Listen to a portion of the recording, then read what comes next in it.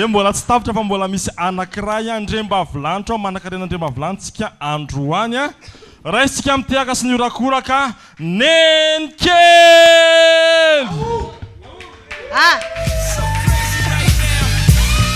Maroso anao bebe Nenkely. Aza mama ianao tonga sao tanatin'ny Madary club ianao bebe Nenkely. Bebe Tanora. Bébé,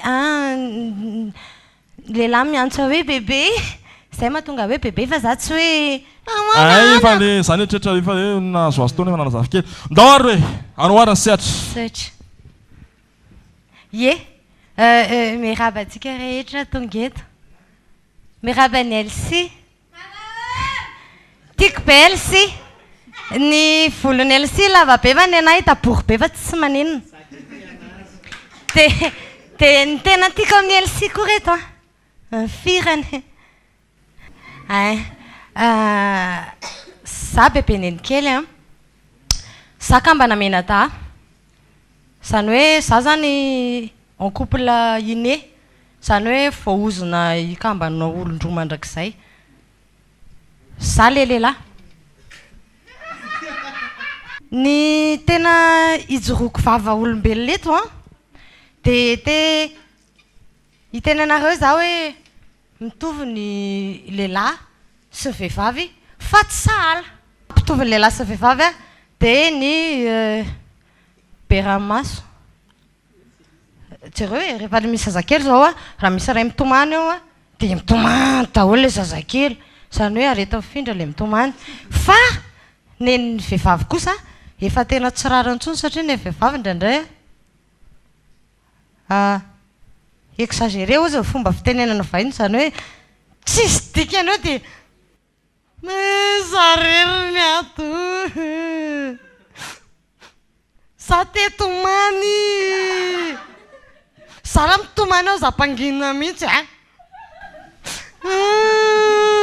fa ina loatra rehefa le malahelo zay moa ny vehivavy fongarona daholo zao lasa rehetrarehetra zao mba de le lasa efa nampalahelo io de vita zao de zao de zao de zao. Le lasa vehivavy koa mifameno.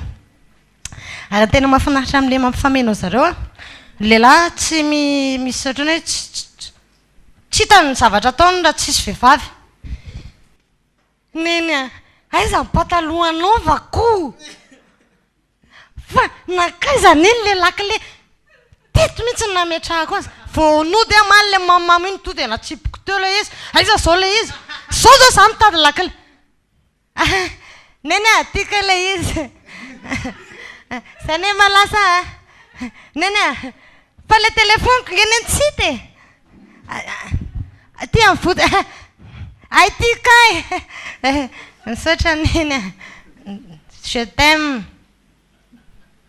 De ny vehivavy indray le ny any am-piangonana ny akanjo ray lahady tsy miverina amin'ny lahady hoe akanjo nanaovana tamin'ny lahady fe de ina nanaovana miangona amin'ny lahady 3 possible.